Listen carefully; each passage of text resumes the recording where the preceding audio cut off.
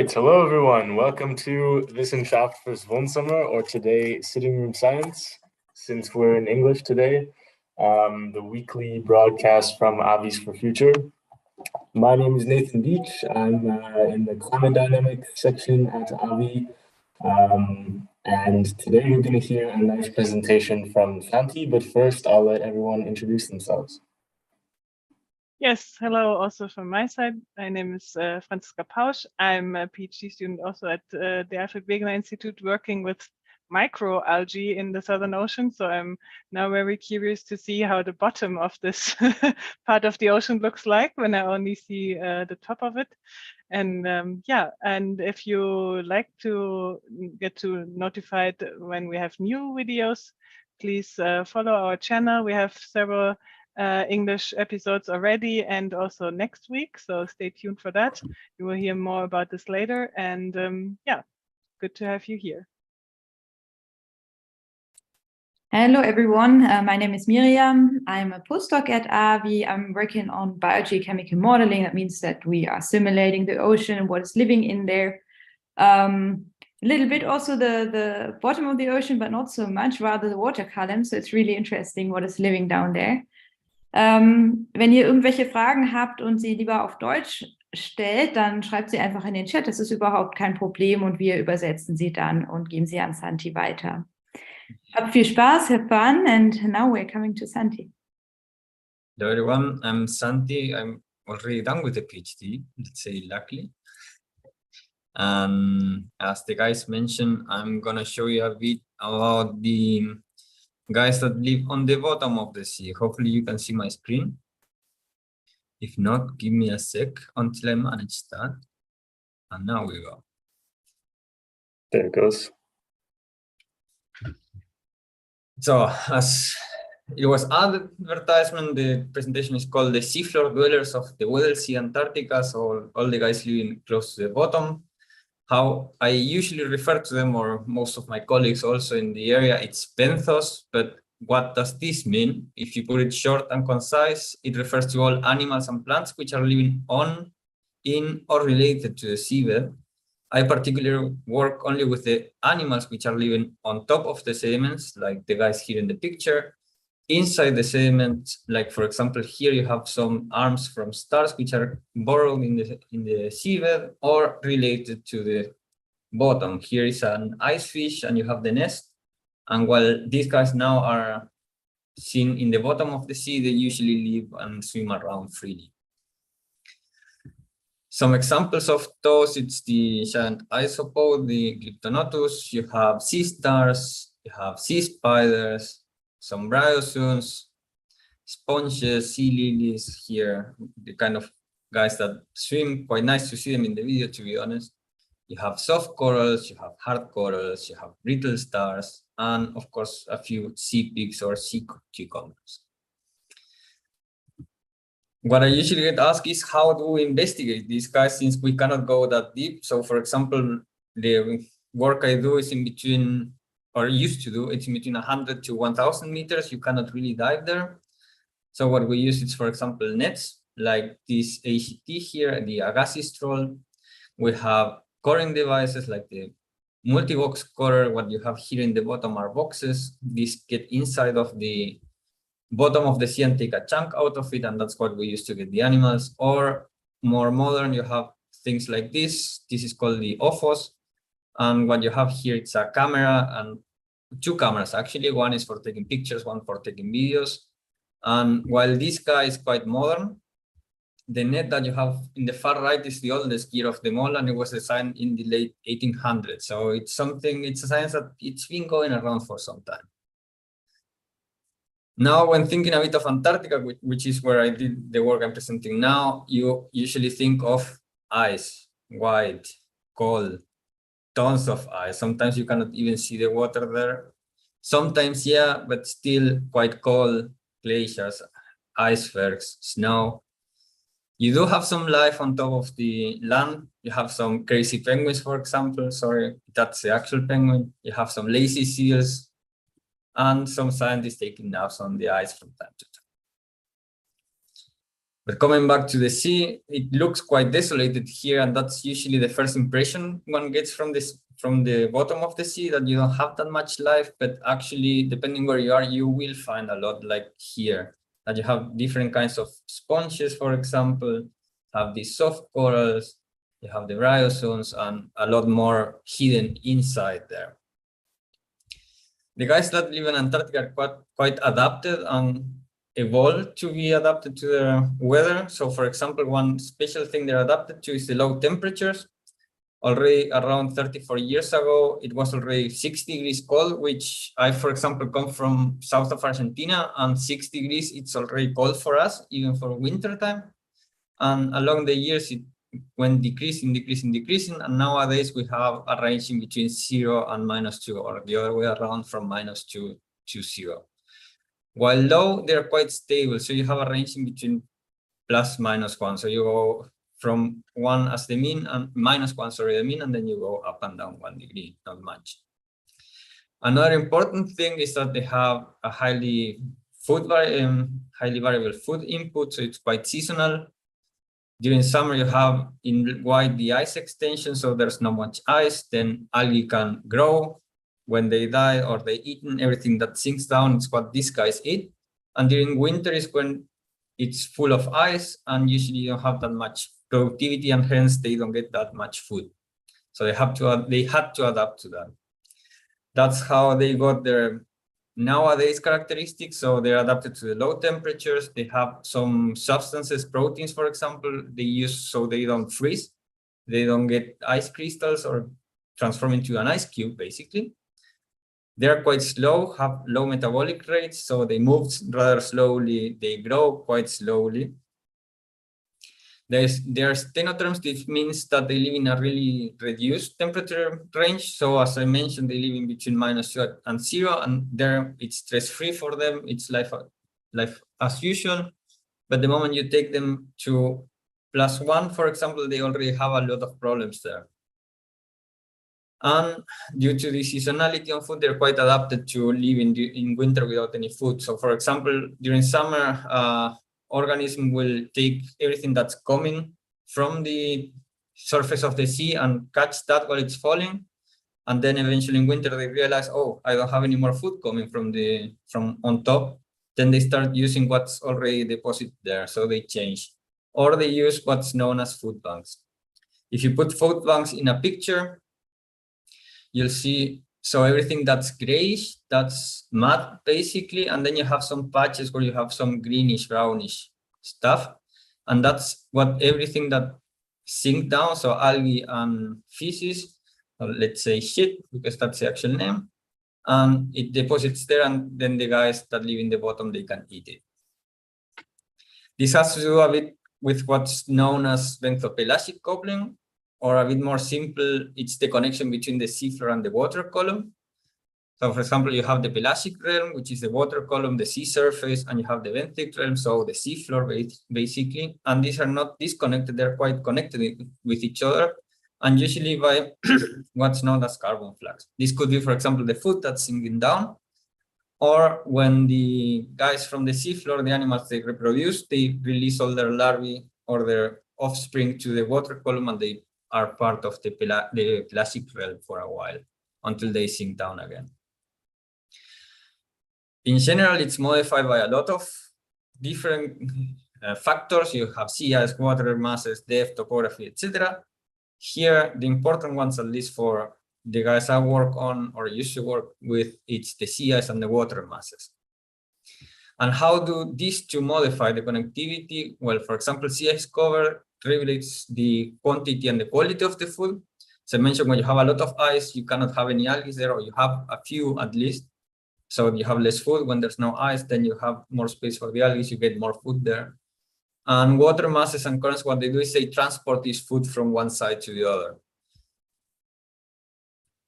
And these two things, or three things, they are quite regionally different. So if you're in one corner of Antarctica, it's not going to be the same sea ice cover or the sea ice characteristics or the same water masses as 400 kilometers away.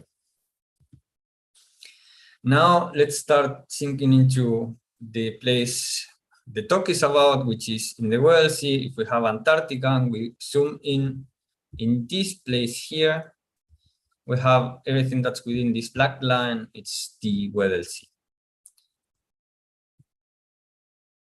What I used to do is study the sea dwellers, the seafloor dwellers there in the Weddell Sea, and a good example of that is we zoom in a bit more, and if we have the whole Weddell Sea here, we zoom to the south, and we have the Wegener region, which is known for being quite diverse in terms of environmental parameters. So, for example, you would go from having a few 100 meters or 200 meters depth here close to the coast, and the moment you start going into the Wegener trough, you can reach up 2,200 or even a bit more meters depth. If you were to look to the water masses, for example, here important is the 4 arrows, the 4 different colors, each color representing a water mass. I'm not going to go into much detail that because I'm not an oceanographer. And for the sea ice cover, you also see you go from white, which is where you have more sea ice, and you have blue patches also where you have less sea ice, and it's not really entirely white or entirely blue. You have bluish parts, whitish parts, and intermediate parts. So you have a bit of everything. Now a bit on how we sample the guys. As I already showed this one, the coring device, it works to sample or to represent all the organisms which live inside of the sediment, since we are taking chunks of sediment or the seafloor per se. And we take pictures. We use exactly this device to take pictures, and we got an idea of which animals we have on top of the sediment. We use both in combinations because you get 2 different portions of the fauna there, so you can better represent the communities you have there. And precisely we use it to know which communities we have, how the diversity looks like, how many we have, which different species, which different groups, and so on. This we use it to know afterwards how this relates to environment, for example, and the end game would be to know how climate change might affect these bottom dwellers. For the Wegener region, we found 6 communities, which is quite a bit. One of them, it's also one of the typical communities for the Weddell Sea in general. I'm going to get back to that later on. And if you put it into colors and pictures, you have in the left the different communities. I'm going to show the pictures in a bit. And each of the colors represents one of the communities. So it is a bit of everything, and some are quite in a small portion, like the reds and the blues. Some it's quite defined to deeper parts like the yellow, and so on. Let's start with the yellow. Precisely, that's the sea peak dominated community, you could call it. I'm not going to use the technical terms because they're kind of too long for it. And this is actually the guys which dominate the community. In the picture, it's maybe hard to see all of these guys here, but if you were to zoom into these yellow circles, you would see it's full of sea peaks. In some pictures, you would find, oh no, I think the least I found was something around 30, and then you would go up to 130 per picture. So it seems you don't have a lot, but actually you have quite a bit of that. But it's usually these guys, so you have a lot of diversity. We have a super cool community, which is related, for example, this is a giant iceberg. Here you have an ice shelf, and here's where the super cool water flows. I'm going to show that also in a bit. From the pictures, it looks quite desolated. You have inside of the sediment quite a good amount of worms, to be honest, and some coral-related organisms. Then we go to the red, which is the fish community. So this fish nest, if I'm not wrong, that this was already presented from a colleague of Avi, but that's what they found here. It was also found in the south more than a few years ago. And this would be a typical picture. So whenever you take a picture, you would find at least one of these nests with eggs and a fish, or maybe an empty nest. Then we go to, I come back to the bryozoans. And usually within these blue parts, you would find a lot of these guys. It's like a carpet full of it. So you have really high densities. And while it appears you have a lot of diversity there, you have 2, 3, or 4 kinds of bryozoans. You have a few worms like this one, small sponges, a brittle star, another kind of brittle star, and so on. So it's a lot more diverse than it looks like. If we go to deeper parts here on the north, you have this purple, which is dominated by brittle star. It's our brittle star community, and this is quite representative of it. So you see it's full, it's quite full. So you have also quite a high density there of these guys, and not that much from other organisms. So biodiversity is not there strong, let's say. And the last is the common, it's the most known community, or at least for the Weddell Sea, you will find it also in the northeast. If you go to close to Neumayer, for example, which is a sponge community. And here in circles, just to show, it's the sponges that you might find. So for example, the first picture from the presentation slide, that corresponds also to that. And that was found somewhere here in this corner. This is the most diverse community you will find for the Weddell Sea, and also one with the highest abundance. Sometimes it will look like that. Sometimes it will look like the other picture where it's really full of life. And if you're analyzing pictures, that's a bit of a personal hell, because a picture will take you between half an hour and an hour to just go through it. So again, I mentioned the water masses and the communities. So we have the communities on the left, the different names and color here. So our sea pig or sea cucumber community, our super cool community, our fish nest, the bryozoans, brittle star, and sponge communities. And as I mentioned, each of the arrows represents a different water mass. And what we found was, for example, for the sea pig community is quite related, or appears related, to this light blue arrow, which is the denser water you will find there. The super cool, it's, as I mentioned, related to super cool water, which then goes to the deeper part of the Weddell Sea, or related to an iceberg, or related to an ice shelf. Then we have the fish nest, that this is a portion of the stations. It's what we use for a publication that came out a few years ago. So at that time, we only knew of the fish nest here. And this is the one we didn't manage to really relate to a water mass. And we're still trying to figure out where they would prefer to have nests. Here on the south, where you would have a bit of a mixing between these two water masses. So this is a temperate water mass. It's the second warmest you will find there. And that's where you have the bryozoans, but also the sponge community, or the most abundant, the most diverse and most dense parts of the community. And the purple ones, or brittle stars, usually like to be along the lines of the warmest water you will find there. Now, let's leave Wegener a bit and zoom out again to the Weddell Sea. And what I prepared here to show, it's now for the effect of the sea ice. So we have the northeast Weddell Sea, normally should be somewhere around here. We have the south of the Weddell Sea, which is where we were already there with the Wegener region.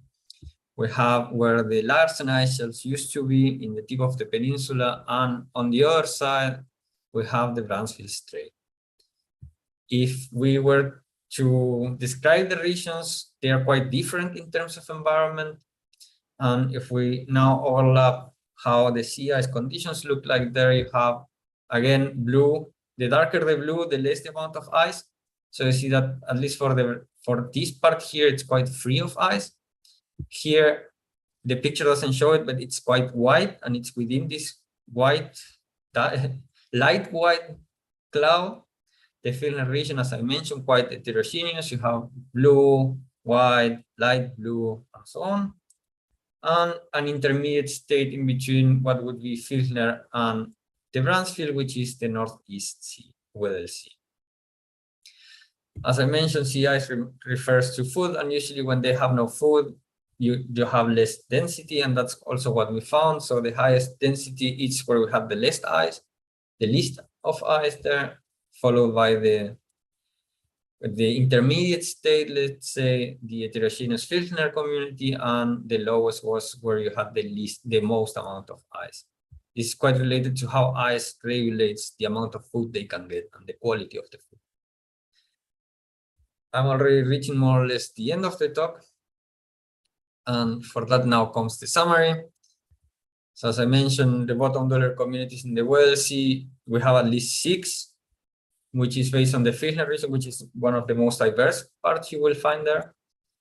And this appears to be quite related to water masses, how they're distributed, and the different communities you will find. We're still trying to improve what we know there.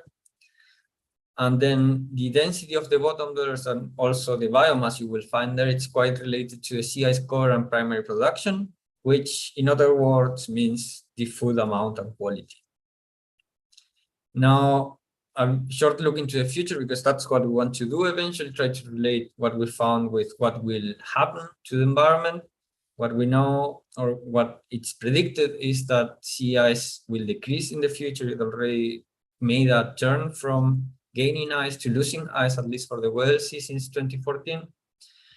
What we expect is that it could be that we have then more food for the organisms, which will translate into more density and more biomass. This will increase the amount of low carbon. On that, we had a talk with a colleague of mine a few weeks ago, so I'm not gonna dwell in that too much. Because then the good thing of higher density and more blue carbon is that you have a negative feedback to climate change. So they kind of fight against the climate change. There are some factors which are not accounted for which we don't have that much information yet, or we're uncertain of. One is if the temperature goes too high, what will happen to them? Will it get too high for the organisms? Will they manage to adapt? Will they migrate? How are they going to react to that?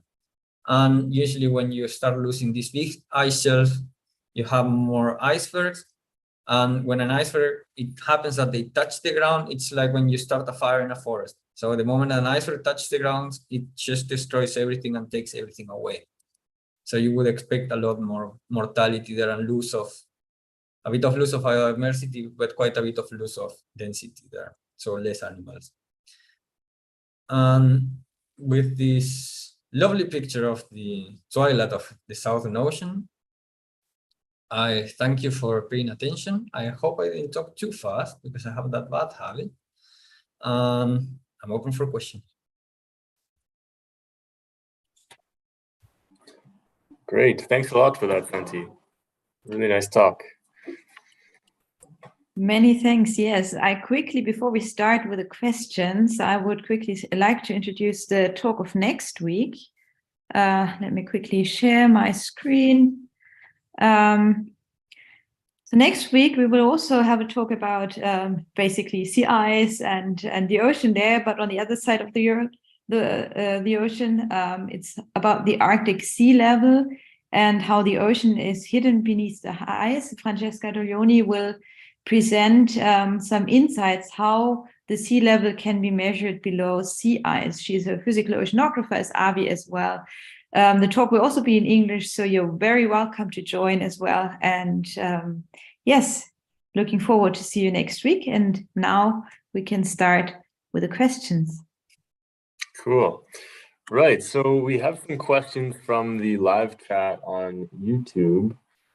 The first one from well, I don't know what that says, but they ask, do the organisms survive when transported to the surface?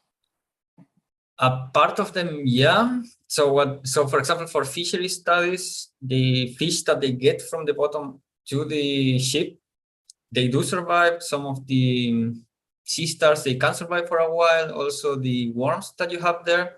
For example, sponges, if you take them out, the moment you take them out, they will stay alive for a while, for a few hours, a few days. But that's it. That's as far as they go. So it depends a lot of which kind of organism you have. Cool. And so they get brought up with your sediment cores. Sorry? Do you often bring these creatures up from the seafloor to the surface? It's weird that you get a full sponge because the boxes are like this big, so I cannot put my head inside of one of the boxes. And usually if we get a sponge, those are burrowed in the sediment. So it happened that we managed to get them. If not, we get chunks. We got brittle stars is quite common, depending where we drop it. And I think the most weird thing we managed to get it was actually a fish. Cool. But if not, usually you get the smaller part, the smaller things which they don't move that much. That's the main target of the year. Gotcha. Really cool. Great. Thanks a lot for the talk also from my side. It was really fascinating to see where the microalgae ends up and gets eaten at the bottom. Very nice. And then also to imagine, you have to look on all these pictures and trying to identify those. Great. And yeah, there is a question even by Francesca, our speaker from next week. Thanks a lot for the question. She says, hi first to you, Santi. And then she asks, why do the brittle stars like to stay in the warm waters? That's a good one. I would say that they like to stay in the warm water. I mean, we do find quite a bit of them everywhere else. The main part is that that's where you mainly have brittle stars. You don't find many of the other things. The thing is that in the picture, it's quite black. If you look at the background, that's because you have a lot of gravel and a lot of big stones. So what could be is that you don't have, for example, a lot of soft sediment for the worms, or you have stones which are too strong for anything else to actually manage to be there. And what we found also on the other way, I know I'm kind of squeezing out of the question because I really don't know why they like the worm. I'm just trying to explain why we only have those guys there. And the last one we had, it wasn't one station or two. It's where we know that the super cool water goes down or started to go down after the ice sphere, that which I showed stranded there. We used to have a lot of barnacles there. Sorry, I almost forgot the name. They were observed in the mid-80s, and the moment that the circulation changed and the super cool water started to go down through that, which is where we also found, close to where we found the sea stars, these guys died. So it could be a mix of that. It's not that they like the worm, or I wouldn't go as far as to say they like the worm, because you find them everywhere, basically. Is that the rest, it's a bit hard for the rest of the organisms to live there. Great. Yeah, I think that was a very convincing answer, at least for me. Thanks. I have another answer, a question, not answer. If you want. You know, I think you know the things better, far better than me. My question is, you presented the different communities, and now with climate change, you said that things will change, we will have less sea ice, and therefore also communities will change. But do you think, so which community do you think is most resilient to climate change? That's a good one. So I'm a bit of the results that we got on the last time. So the last time we went there, it was in 2021. And to be honest, so far, even after this change and a 5 years interval, more or less in between the last time we were there, which was in 2016, the distribution looks more or less the same. So it seems that so far we haven't reached a point where they started to change the distribution. The thing is, and now we're going into physiology, which is not my forte, I have to admit. I would guess that it's for everyone. It's going to be tough for everyone. I think the ones that are going to suffer it the more are going to be all the fish, actually. Because those, at least the one which I show, they're quite specialized for this cold water. And the moment you start to raise the temperature, they're going to suffer. I think they're going to be the first ones to really suffer.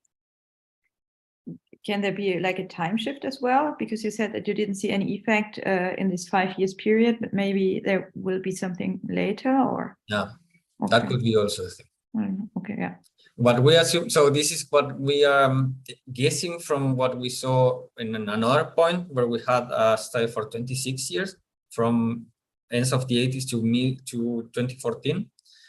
And there what you found was that, and it's what they found also in the peninsula, it depends on the amount of sea ice that you have. So if the sea ice goes up, you have less food and the composition does changes up to a degree. But what is really affected is the density and the biomass. So what we first expect is that we're going to have a bit of a race in the biomass of everything at the end of the day, and the density and the biomass. That's going to be the first thing we're going to show. What's going to happen afterwards, that's what we're still trying to figure out. Yeah, thank you. Any more questions? I have a question for you. Okay. So it seemed like a lot of the data that you had came from taking pictures of the seafloor, right? It's a mix of both, if I'm going to be honest. Okay. And so my question is, how deep within the sediment do these species get? And does that make it a challenge to get good data? Usually, I would say up to 10 centimeters. It's weird to find something below 10 centimeters of depth. And that, with the cores at least, it's not that problematic, because we usually get at least half of the box. And there you have already, I think, around 10 centimeters, if not a bit more. So, and that's the minimum we usually get, unless we hit a stone or something like that. So that's why we use also the mix of both. So we can really get everything that's also really burrow deep in the sediment. Okay, cool. Great. Yeah, and there was also people in the chat or the audience say thanks for the talk from Konstantin, very interesting, and also I think the sea pigs were also have new fans now.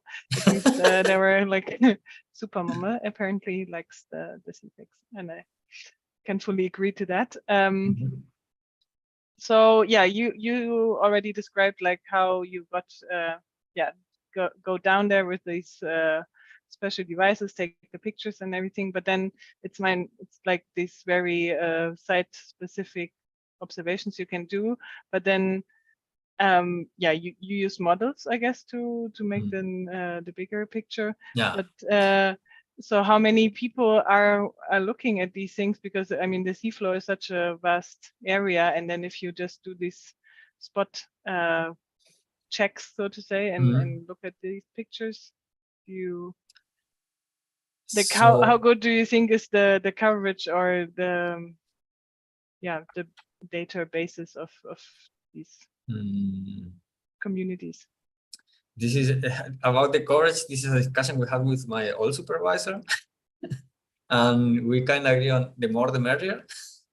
Makes sense. The problem is that you have to do, it's a bit of a trade-off. So you either cover more area, but then you lose spatial resolution, or you have temporal resolution, or you go and revisit more stations and you lose your spatial resolution. So you have a trade-off there.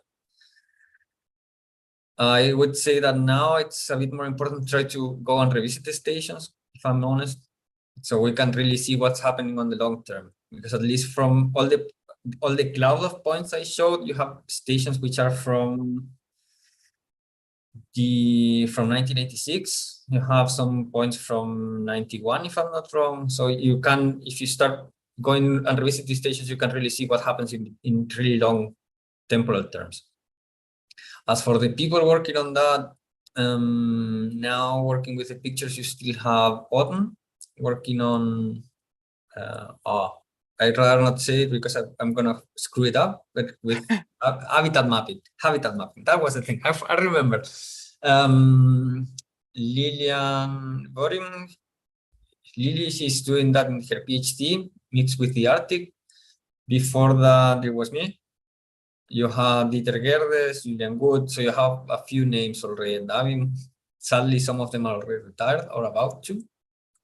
And then, at least for the Weddell Sea, up to a degree from the British Antarctic Survey, we have a few colleagues which have also worked there, have joined expeditions. Yeah, wow, but it's for this large area, just a couple of names. Exciting. Then you, have really the privilege to see those things just as one of a few people. Thanks a lot. Right. Coming to the privilege now, just a little maybe crazy question, because you see all these nice creatures with cameras and maybe some samples and so on. But do you sometimes, I know that it's maybe impossible to realize, but would you dream of just diving down and look at them in person? It would be nice, to be honest. Yeah. So you think, well, I mean, at some point in your life, if it's possible, then it would be great, right? To be honest, yeah. If there So was a possibility of getting into a suit, or we have some stuff that we could use and then be there and see everything. Yeah, definitely. Which community would you like to visit first? Phew. I would say I would go for the sponge community. Okay. That's the prettiest of them all. And for that, you have an anecdote which I was told to in a workshop. This is from the other side of the Antarctica, so it's in the Ross Sea. That there you have a lot of efforts from the North Americans and the Australians and the New Zealand guys. And the anecdote was there were sponges so big that one of the guys, and you can dive there and dive around them, he got half of his volume inside of the sponge because it was so big. So if I could, I would like to do that. And for that, you have to go to the sponge dominated community. Yeah, I see. Yeah, sounds really good. Really cool. Mm-hmm. Well, thank you so much for the talk, Santi. And thank you everybody for joining in and watching, and for all the questions. And we'll see you next week. Thank you guys for the invite and having me again. Bye. Wissenschaft fürs Wohnzimmer.